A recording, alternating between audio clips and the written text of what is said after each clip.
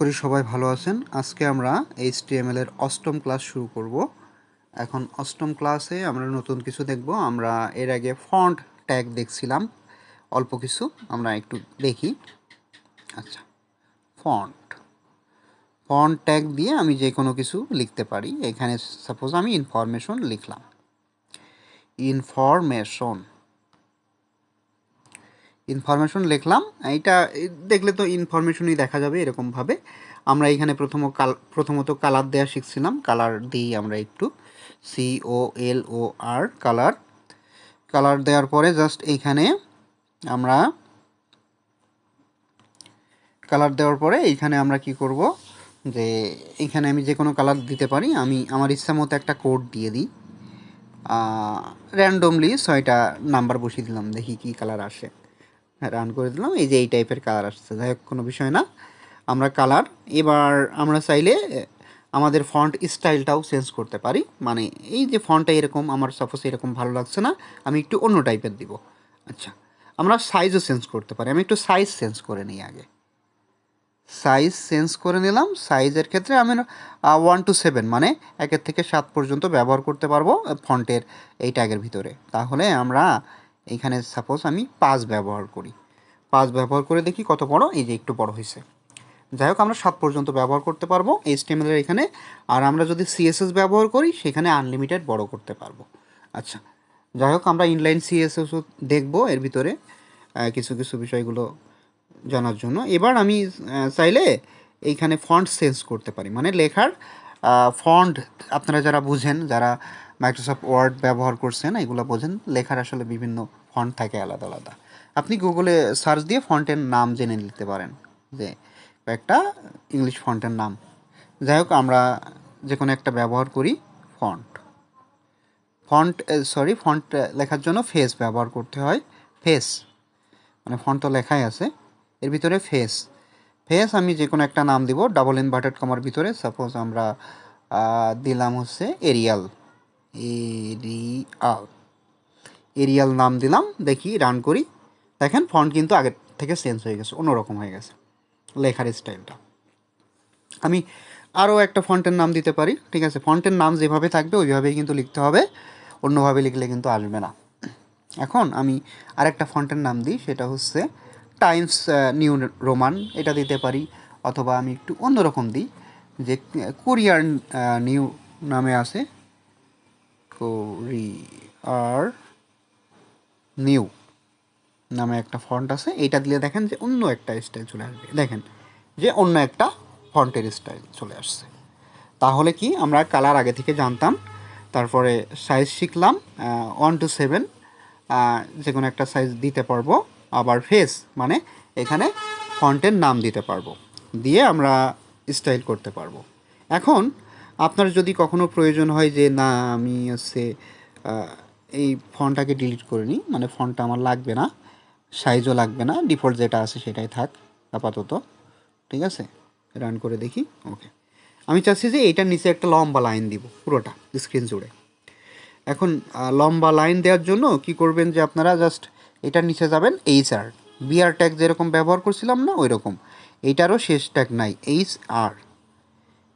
আর এরকম ব্যবহার করলে আপনার লম্বা একটা লাইন আসবে। এখন দেখেন এখানে একটা ক্রস দেখাচ্ছে, কারণ দেখেন এখানে আবার আর পাশে হোয়াইট দেখাচ্ছে, তার মানে এটা শেষে আমার যে শেষটা ছিল সেটা ডিলিট করে দিয়েছি, এটা আমি শেষ করে দিলাম। তাহলে এখন আমার ক্রস চলে গেছে। এখন ঠিক আছে। যাই হোক, আমরা দিয়েছি, এখন দিয়েছি। দিয়ে রান করলে দেখেন, দেখেন একটা লম্বা দাগ চলে আসছে। ঠিক আছে, আমরা লেখার সময় আমাদের অনেক সময় এরকম লম্বা দাগের প্রয়োজন হতে পারে, তখন আমরা এটা ব্যবহার করব। এখন এটা তো আমরা মোটামুটি শিখে গেলাম। এখন আমরা হালকা একটু সিএসএস শিখি। এটার জন্য জাস্ট আমরা এই ফন্ট ট্যাগ লাগবে না, আমি পি ট্যাগে অ্যাপ্লাই করব সিএসএস, প্যারাগ্রাফ ট্যাগে। আচ্ছা, আমরা পি ট্যাগ দিই। পি ট্যাগ শুরু করলাম। পি ট্যাগ শুরু করার জন্য এর ভিতরে যে কোনো একটা কিছু লিখবো। আমি জাস্ট আমাদের কোর্সের নামটা লিখি, লার্ন HTML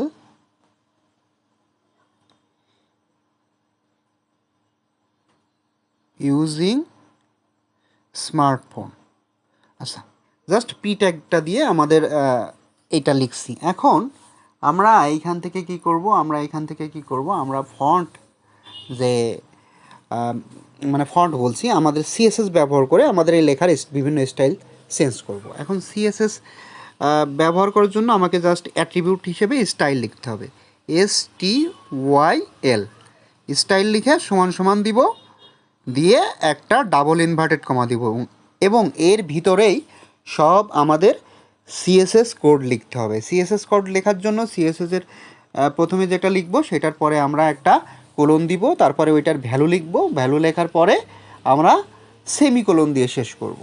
এরকমভাবে আমাদের সিএসএস কোড লিখতে হয়। সাপোজ আমি একটা সিএসএস কোড লিখি, আমি কালার লিখি, ঠিক আছে, কালার।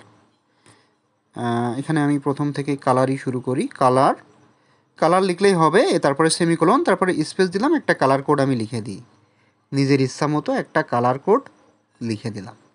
আচ্ছা, 6টা হয়েছে, ওকে। আপনারা সবসময় 6টাই ব্যবহার করবেন, কম ব্যবহার করলেও হয়, কিন্তু সেক্ষেত্রে অনেক প্রবলেম হতে পারে। আমরা এই লাইন শেষ হয়ে গেছে যেহেতু সেমিকোলন দিয়ে শেষ করলাম। এটা মানে একটা সিএসএসের কোড কিন্তু আমরা HTML এর ভিতরে লিখছি। রান করলাম, দেখেন এই টাইপের কালার আসছে। এখন এই টাইপের কালার আসছে, কালার কি চেঞ্জ হয়েছে মনে হচ্ছে?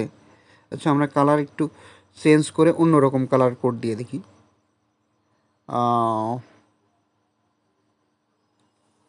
আমরা কালার সাপোজ হ্যাশই দিই, আমরা একটু অন্যরকম চেঞ্জ করে দিই, FF0000। ওকে, রান করি। আমাদের কোনো একটা কারণে কালার কোডটা কাজ করছে না, কারণ কি জানেন? কারণ হচ্ছে আমাদের স্টাইল লেখাটার বানান ভুল গেছে, এই কারণে। এটা আমি খেয়াল করি নাই, স্টাইলের লেখাটার বানান ভুল গেছে, ঠিক আছে, STYLE, এই বানানটা আমরা ভুল করছি। ওকে, যাই হোক, আমরা এখন বানানটা ঠিক করে দিলাম। এবার রান করি। রান করলে দেখেন আমার কালারটা চেঞ্জ হয়েছে। এখন আমি এই রেডটা ভালো লাগছে না, আমি আমার ইচ্ছা মতো অন্য একটা কালার অ্যাপ্লাই করি। আচ্ছা, যাই হোক, 6টা কোড দিলাম, দেখি কি কালার আসে। এই তো এই একটা কালারটা মোটামুটি ভালো, এই কালারটা আমরা রেখে দিলাম। দেখুন স্টাইল বানান ভুল করলে কিন্তু আসলে সিএসএস কোড লিখলেও আপনার কাজ করবে না। এখন এটা একটু খেয়াল রাখতে হবে সবাইকে। আচ্ছা, এখন আপনি চাইলে এখানে ফন্ট সাইজ আনলিমিটেড চেঞ্জ করতে পারেন, আপনার ইচ্ছা মতো ছোটো করতে পারেন, ইচ্ছা মতো বড়ো করতে পারেন। তাহলে আপনি লিখবেন জাস্ট ফন্ট সাইজ, এখানে ফন্ট সাইজ লিখতে হবে সিএসএস কোড লেখার সময়। ফন্ট সাইজ সাপোজ আপনি লিখলেন 24 পিক্সেলে লিখতে হবে, কিন্তু এখানে কত পিক্সেল লাগছে, 24 পিক্স ব্যবহার করলাম। এটা অনেক বড় দেখা যাচ্ছে, আমি একটু কমাই দিই, মানে এটা আনলিমিটেড, আপনার ইচ্ছা মতো ব্যবহার করতে পারবেন। তবে যেটা মানানসই এরকম টাইপের ব্যবহার করবেন। আমি এখানে 16 ব্যবহার করি, 16 PX ব্যবহার করি, এই যে মোটামুটি ভালো দেখা যাচ্ছে আর কি। আমরা কি করলাম, 16 পিক্সেলের এটা ব্যবহার করলাম। এটা আমরা অবশ্যই একটা সেমিকোলন দিয়ে দিব, কারণ এটা আমার লেখা শেষ। তারপরে এরকম রান করব। আচ্ছা, এটা হয়ে গেল। এবার আমরা আরও অনেক রকম আমরা টেক্সট অ্যালাইন ব্যবহার করতে পারি, কোন সাইডে টেক্সটটা রাখবো, ঠিক আছে। আমরা মিডিলে রাখতে পারি, লেফটে রাখতে পারি, রাইটে রাখতে পারি, ঠিক আছে, টেক্সট অ্যালাইন, ঠিক আছে। এই ক্ষেত্রে আমরা টেক্সট অ্যালাইন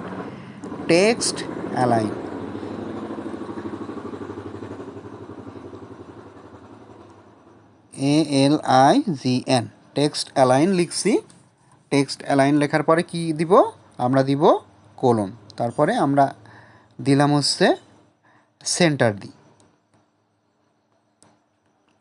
সেন্টার, এবার সেমিকোলন দিয়ে দিব। দিয়ে আমি যদি রান করি তাহলে এটা সেন্টারে যাওয়ার কথা কিন্তু যাচ্ছে না, কারণ এই যে আমরা এইখানে টেক্সট অ্যালাইন ফাঁকা করে লিখছি, আসলে ফাঁকা করে ওইভাবে লেখা যাবে না, এইখানে আমাদের হাইফেন ব্যবহার করতে হবে, একাধিক শব্দ থাকলে এই যে ড্যাশ যেটা বলি এটা ব্যবহার করতে হবে। এবার রান করব। এবার দেখেন আমরা মিডিলে নিয়ে গেছি।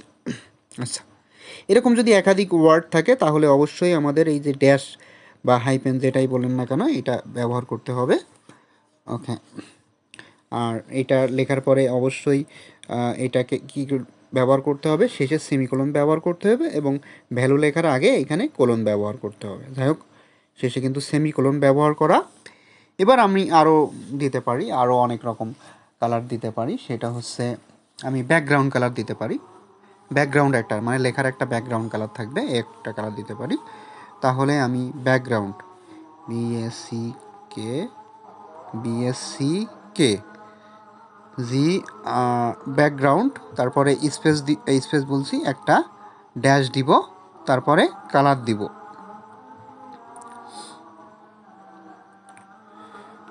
কালার দিব, দেওয়ার পরে আমি দিব এখানে যে কোনো একটা কালারের নাম লিখতে পারি, অথবা আমি যে কোনো একটা কোড লিখতে পারি। আমি কোড লিখে দিই, আমি সাপোজ এখানে লিখে দিলাম, একটা কোড দিয়ে দিই আর কি। আচ্ছা, তারপরে দেখি কি ব্যাকগ্রাউন্ড কালার আসে। আসলে এই যে একটা ব্যাকগ্রাউন্ড কালার চলে আসছে, কিন্তু এটা খুব একটা ভালো লাগছে না। যাই হোক, আমি একটা দিয়েছি, তাহলে আমি একটা কাজ করি, আমাদের উপরের কালারটা একটু চেঞ্জ করে দিই, কোড এডিট করে দিয়ে দিই। এখানে সাপোজ আমি এখানে আমি এফএফ টাইপের বাড়াই দিই, দেখি কি এরকম হয়। আচ্ছা, যাই হোক, এবার একটু মানানসই লাগছে, আমরা ব্যাকগ্রাউন্ড একটা কালার দিয়েছি। এখন আমি চাইলে এটা আরও বড় করে লিখতে পারি, ঠিক আছে। আমি চাইলে প্যাডিং দিতে পারি, প্যাডিং অবশ্যই এখানে দেয়া ভালো, আমি প্যাডিং দিব। আচ্ছা, আমি তাহলে এবার কি করব, আর একটা কোড লিখব, সেটা হচ্ছে প্যাডিং। এগুলো কিন্তু সব সিএসএস কোড ইনলাইন, ঠিক আছে, ইনলাইন সিএসএস কোড। প্যাডিং প্যাডিংয়ের ক্ষেত্রে আমি জাস্ট লিখলাম 10 px লিখে দিলাম, 10 px লিখে দিলাম। ওকে, এক জায়গায় লিখব px, আর এটাতে আমি সেমিকোলন দিয়ে শেষ করলাম, দেখি। ওকে, এখন সুন্দর দেখা যাচ্ছে 10px। আমি চাইলে আর একটু কমায়ও দিতে পারি, আমি এখানে 10 না দিয়ে 8 দিয়ে একটু কমাই দিই, মানে আপনার পছন্দ অনুযায়ী এবং দেখতে সুন্দর লাগবে এরকম px দিবেন। এটা এখন কিন্তু খুব সুন্দর লাগছে, তাই তো। এবার আপনি চাইলে এই বর্ডারের এই যে কর্নারগুলো, এই বর্ডারের এই কর্নারগুলো রেডিয়াস করে দিতে পারেন। আপনি একটু রেডিয়াস টাইপের করে দিতে পারেন। এখন রেডিয়াস করে দিলে কেমন হবে দেখেন, আমি একটু করে দিই, যে এখানে আমি কোথায় লিখছিলাম, এখানে। আচ্ছা, আমি একটু সুবিধার জন্য এই টেক্সটগুলো আমি নিচেও লিখতে পারি, তবে এক লাইনে লিখলে ভালো হয়, এটা এক লাইনে লেখারই নিয়ম। আচ্ছা, সমস্যা নাই, আপনারা চাইলে নিচেও লিখতে পারেন, তবে এখানে অবশ্যই সুন্দর করে ইনভার্টেড কমার ভিতরে লিখতে হবে। এখন আমি যেটা বললাম সেটা হচ্ছে বর্ডারের এই যে বর্ডার যেটা আছে ওটার রেডিয়াস, মানে মানে ওইটা একটু কার্ভ করব, ঠিক আছে। বর্ডার রেডিয়াস, বানানগুলো একটু খেয়াল করবেন, বানান ভুল গেলে কিন্তু কাজ করবে না। বর্ডার রেডিয়াস কত পিক্সেল, আমি সাপোজ দিলাম এখানে 10 পিক্সেল মতো কার্ভ হবে। ওকে, দেখেন এখন দেখেন 10 পিক্সেল কার্ভ হয়েছে। এখন এটা যদি বাড়াই তাহলে আরও কার্ভ হয়ে যাবে। সেটা কেমনভাবে, মনে করেন যে এইখানে আমি 10-এর জায়গায় 50 দিয়ে দিলাম, 40 দিয়ে দিলাম, 40px। দেখেন যে একদম, হ্যাঁ, মানে কেমন হয়ে গেছে। আচ্ছা, যাই হোক, এইটা হচ্ছে যে যার ইচ্ছা মতো দিবেন। আমার আপাতত বর্ডার রেডিয়াস রাখছি না, বা রাখলেও আমি কম রাখি, এখানে আমি অনেক কমাই দিয়ে 8 রাখি। ওকে, 8 রাখি এইভাবে, এটা আমার কাছে ভালো লাগছে। এখন এটা বর্ডার রেডিয়াস আমরা দিয়ে দিলাম। এখন আপনি সলিড রাখতে পারেন, এটা মানে সলিড কালার হবে এরকম টাইপের রাখতে পারেন। এখন কতটুকু সলিড রাখবেন, কি কালারটা সলিড রাখবেন, সেটা হচ্ছে আপনার উপরে নির্ভর করবে। আচ্ছা, এখন আপনি যদি মনে করেন না আমি আরও অনেক কিছু চেঞ্জ করব, প্যাডিং দিলাম, আমরা বর্ডার রেডিয়াস দিলাম, তারপরে আরও অনেক কিছু লিখলাম, তাই তো। এখন আপনি সলিড দিতে পারেন, তারপরে টেক্সটাইল লাইন তো ব্যবহার করছি আমরা, তাই না। আরও অনেক কিছুই আমরা ব্যবহার করব। তারপরে আমরা এই যে টেক্সট অ্যালাইনের ক্ষেত্রে আমরা রাইটে ব্যবহার করতে পারি, লেফটে ব্যবহার করতে পারি, ঠিক আছে, যে কোনোভাবে আমরা এইগুলা ব্যবহার করতে পারি। আর ব্যাকগ্রাউন্ড কালারও আমরা চেঞ্জ করতে পারি, আমরা চাইলে যে কোনো কালার ব্যবহার করতে পারবো, সেটাতে সুন্দর দেখা যাবে।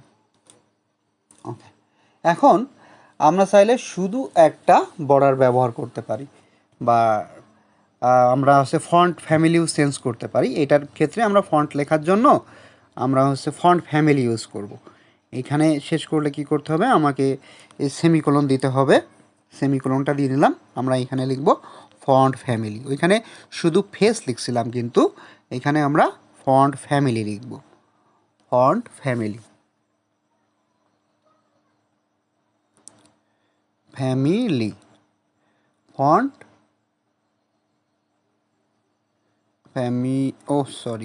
ফ্যামিলি। ওকে,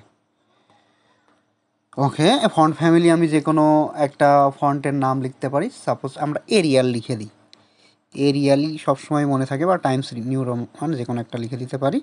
দেখেন ফন্টটাও চেঞ্জ হয়ে যাবে। রান করলাম, দেখেন ফন্টটাও এরিয়াল টাইপের হয়ে গেছে। এই যে আমরা অনেক কিছু চেঞ্জ করলাম, আমরা চাইলে অন্য ফন্ট ও স্যান্স সেরিফ আছে, টাইমস নিউ রোমান আছে, এইগুলা সব আমরা চেঞ্জ করতে পারবো। এখন আশা করি এইগুলা সবাই বুঝতে পারছেন। এখন আপনি মনে করেন যে ঠিক আছে, যে আমি এইগুলা একবারে ব্যবহার করব। এইগুলা একবারে ব্যবহার করার কিছু নাই, আপনার ডিজাইন অনুযায়ী যতটুকু আপনার প্রয়োজন ততটুকু ব্যবহার করবেন। এখন আমরা তো বর্ডার রেডিয়াস শিখলাম, আর কি শিখছি, আমরা প্যাডিং শিখছি। সবগুলো একটু নোট করে রাখবেন, নোট না করলে আসলে এইগুলা খুব বেশি কাজ দিবে না। আমি একটু কাজ করি যে আপনাদের বোঝার সুবিধার জন্য, এক লাইনে রয়েছে অনেক লেখা, আমি জাস্ট নিচে নিচে নিয়ে আসি যাতে আপনারা বুঝতে পারেন। ঠিক আছে, এক একটা করে নিচে নিচে নিয়ে চলে আসি। কী কী শিখছি আপনারা একবারে দেখতে পারবেন, যাতে একবারে আমি বারবার এখান থেকে সরাচ্ছি, আপনাদের একটু পড়তে সমস্যা হচ্ছে, বুঝতে পারছি। আচ্ছা, আমি একটু নিচে নিচে নিয়ে আসি।